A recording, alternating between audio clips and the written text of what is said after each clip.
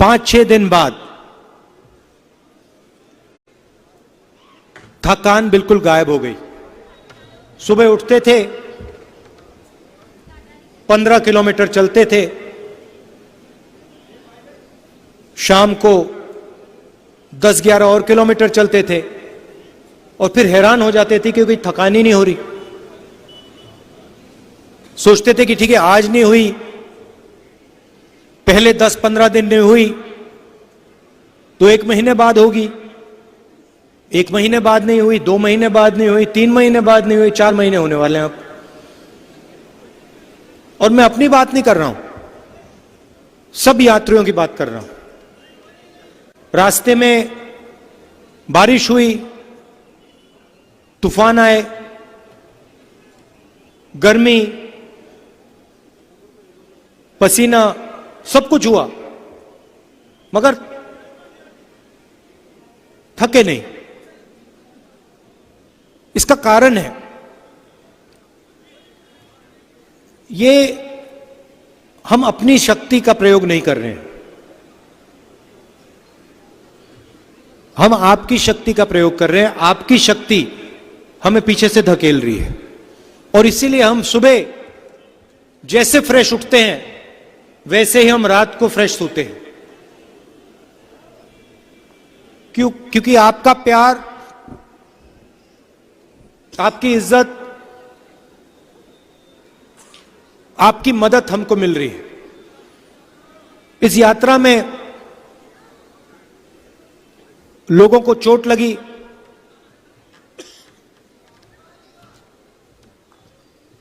हमने बताया नहीं, मगर 5-6 लोग शहीद हुए हैं चलते हुए, शहीद हुए हैं।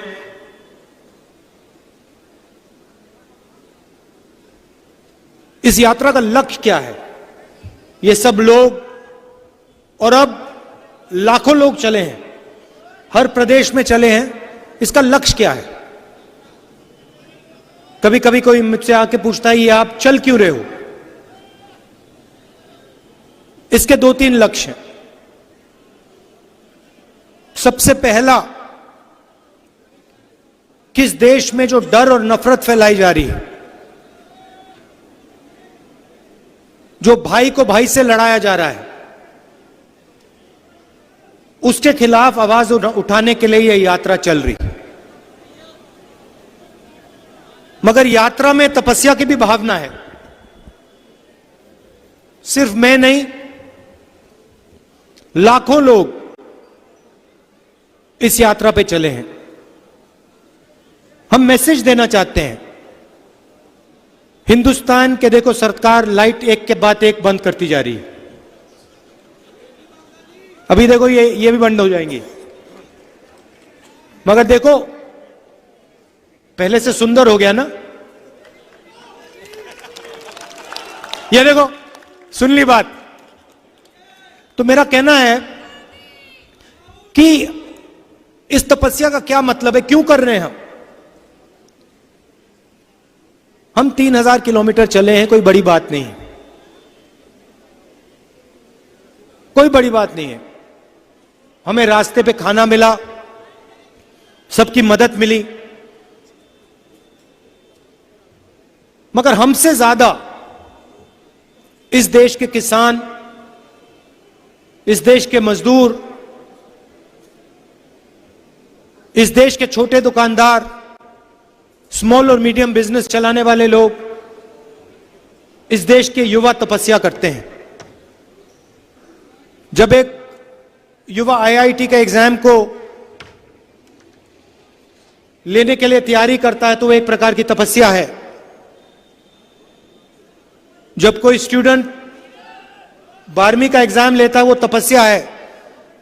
जब किसान अपने खेत में बीज डालता है वो तपस्या है।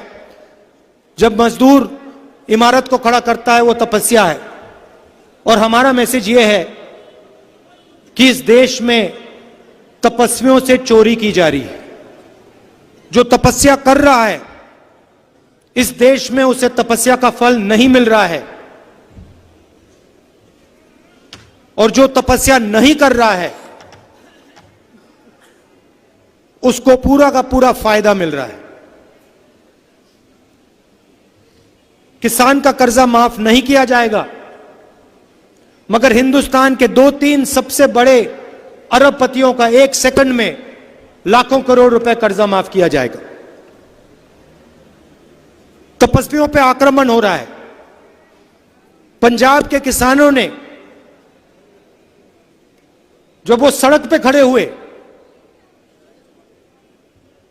1 साल घर नहीं गए, उन्होंने तपस्या की थी। 700 लोग शहीद हुए, उनको मैं तपस्वी मानता हूं।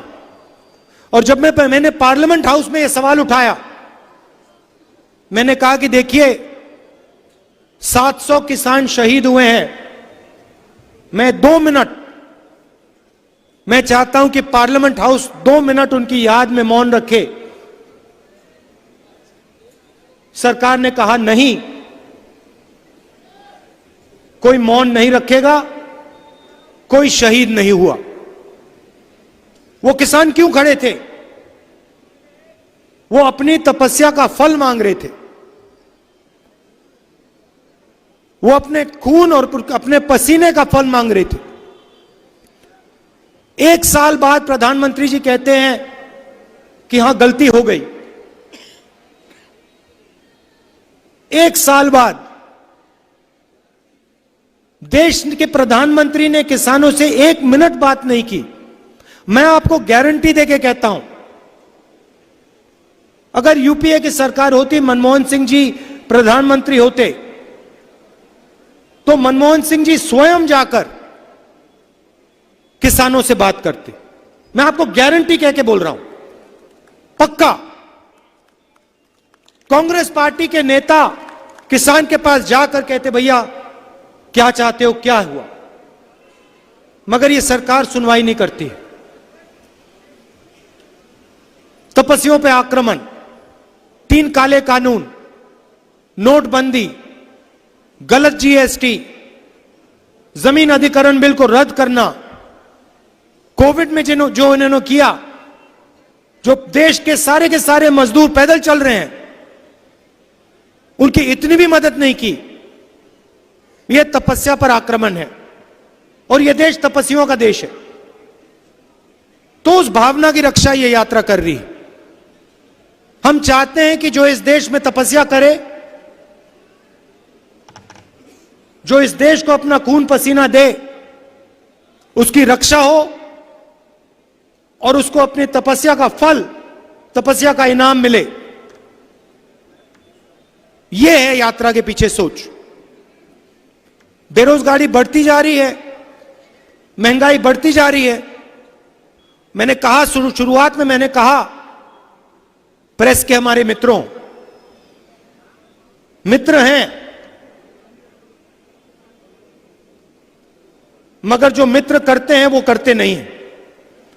24 घंटा नरेंद्र मोदी जी का चेहरा आपको टीवी पे मिलेगा। कभी आपने सुना मीडिया में, कभी आपने बेरोजगार शब्द सुना है? कभी सुना आपने कि देश में बेरोजगारी है? मीडिया ने कभी महंगाई की बात करी है? कभी नहीं। यह हिंदुस्तान की सच्चाई है। पार्लियामेंट में हम मुद्दा उठाने की कोशिश करते हैं, माइक ऑफ कर देते, कहते पार्लियामेंट में नहीं बोल सकते, अग्निवीर योजना पे नहीं बोल सकते, चाइना हिंदुस्तान के अंदर आ गया उसके बारे में नहीं बोल सकते, जीएसटी के बारे में नहीं बोल सकते, नोटबंदी के बारे में नहीं बोल सकते। इसलिए हमें रास्ता सड़क का अपनाना पड़ा। इसलिए हम कन्याकुमारी से कश्मीर चले और बहुत जबरदस्त रिस्पांस मिला, बहुत सीखने को मिला। मैं आपको बता रहा हूं, आप किसी भी यात्री से पूछो, जो हमने पिछले 3-4 महीनों में सीखा, जिंदगी भर में नहीं सीखा था पहले। जो आपने हमें समझाया, हिंदुस्तान के किसान ने, मजदूर ने, युवाओं ने जो हमें सिखाया, 3 महीने में, 4 महीने में जो आपने सिखाया, पहले हमने नहीं, सालों में नहीं सीखा। तो मैं आपका दिल से धन्यवाद करना चाहता हूं।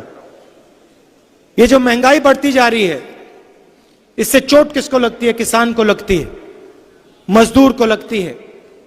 बेरोजगारी की चोट हिंदुस्तान के अरबपतियों को नहीं लगती, उनके बच्चों को नहीं लगती, हिंदुस्तान के आम नागरिक के बच्चों को लगती है। इसलिए हमने ये यात्रा शुरू की, बेरोजगारी के खिलाफ, महंगाई के खिलाफ और नफरत के खिलाफ। मैं भाषण में कहता हूं, फिर से दोहराऊंगा, नफरत के बाजार में मोहब्बत की दुकान खोलने निकले हम। और सिर्फ मैं नहीं, लाखों हिंदुस्तानी, करोड़ों हिंदुस्तानियों ने पिछले 4 महीने में नफरत के बाजार में मोहब्बत की दुकान खोली है। आप देखिए, बीजेपी जो भी कोशिश करे, जितना भी इस यात्रा की बुराई करे, कुछ फर्क नहीं पड़ता, क्योंकि जनता को मालूम है कि इस यात्रा में सच्चाई है। आपके जो गुरु हैं, उन्होंने ये रास्ता दिखाया है, ये नया रास्ता नहीं है।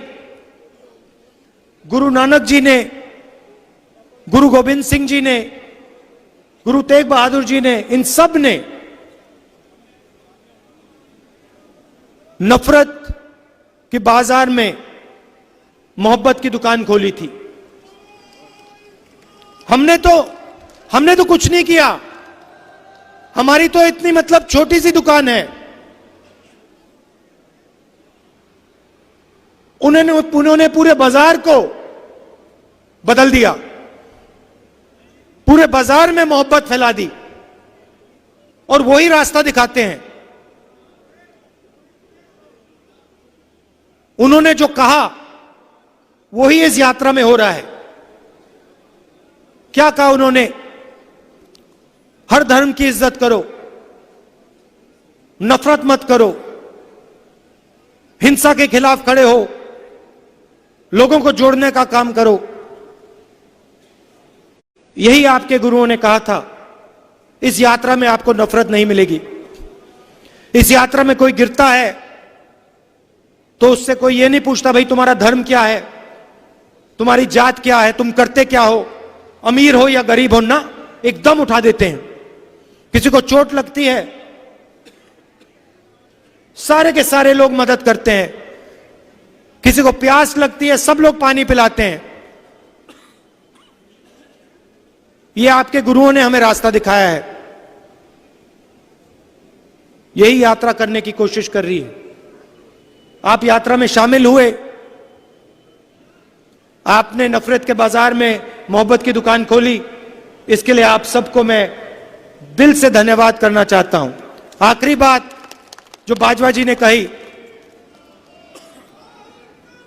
कांग्रेस पार्टी को एक साथ खड़ा होना है, एक साथ मिलकर आगे बढ़ना है। कांग्रेस पार्टी एक साथ चलेगी, जनता के बीच में जाएगी, जनता से गले लगेगी, उसको कोई शक्ति नहीं हरा सकती। हमारे वर्कर, मैं कहता हूं, हमारे जो वर्कर हैं, बब्बर शेर हैं, शेरनियां हैं, उनका मुकाबला कोई नहीं कर सकता है। आखिरी बात मैं पंजाब से कहना चाहता हूं,